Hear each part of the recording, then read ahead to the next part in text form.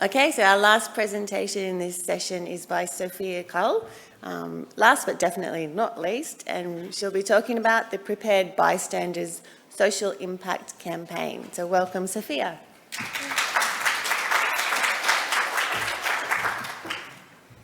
The microphone was set for short and then you moved it. All right, now this is going to play by itself if I hit the right button. Oh, that's too early. I'm going to speak fast. Okay, so what is the pathway forward?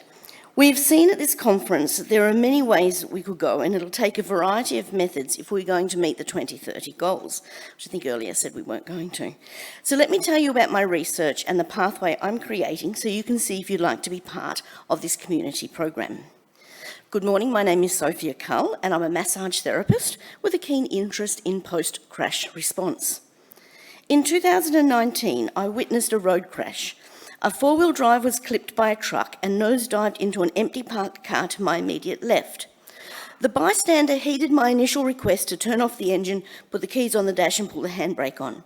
However, while I was on the phone to 000 for all three emergency services, the bystander did not heed my instruction to leave the semi-conscious driver in the car. It was then I decided the public would benefit from training in appropriate road incident management, so I set out to fill this gap. Earlier this year, I completed a Masters of Creative Industries. I'm also a filmmaker.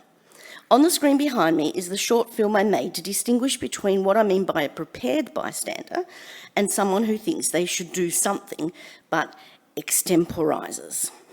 I wanted to use the words wigget, but my supervisors requested that I be a bit more academic. So the fact people extemporize on the scene of a road incident is what I talk about now.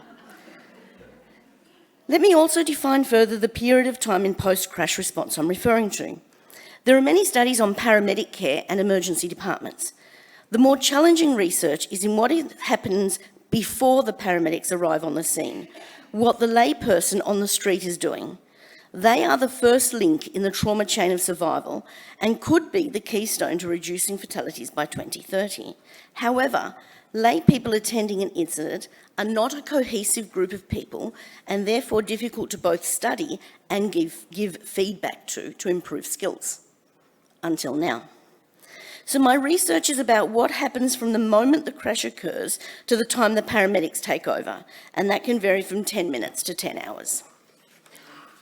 For the exegesis, I undertook a comprehensive review of reports on bystanders responding to road scenes, as well as post-mortem findings that looked at the potential survivability of patients who died before the arrival of emergency services.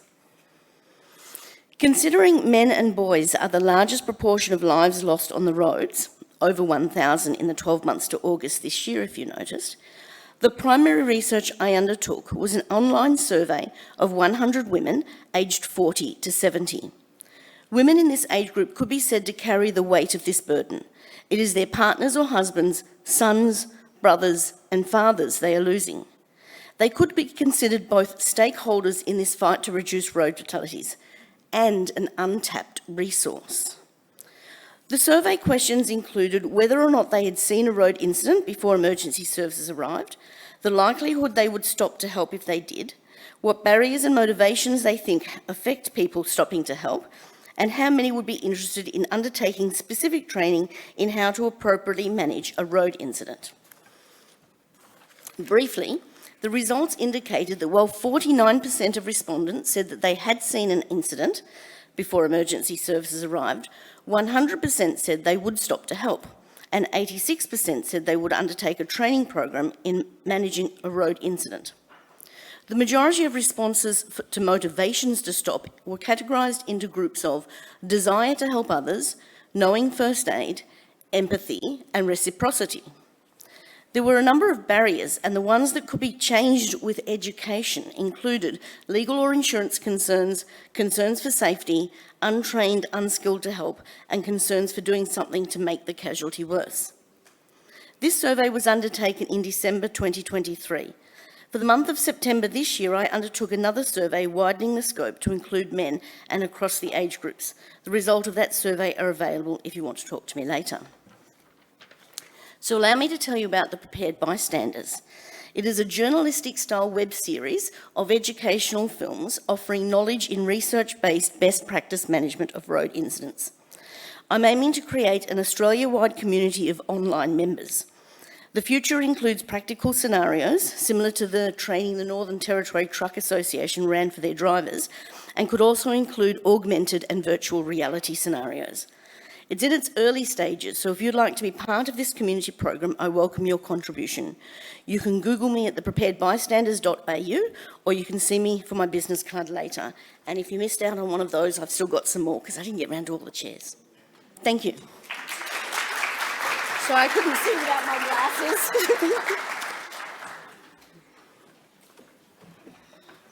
Thank you, Sophia.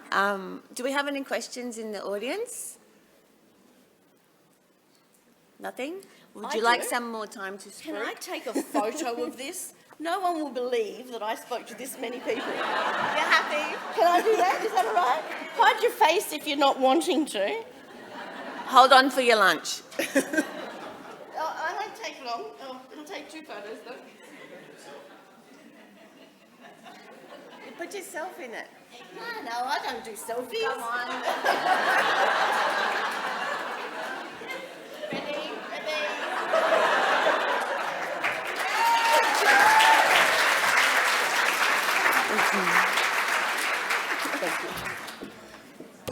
So just before you go to lunch, I just want to thank all our wonderful presenters. There was some really great knowledge there. And I'm left with the question, what's more important, the message or how you deliver the message? Thank you, everyone. Thank you for participating.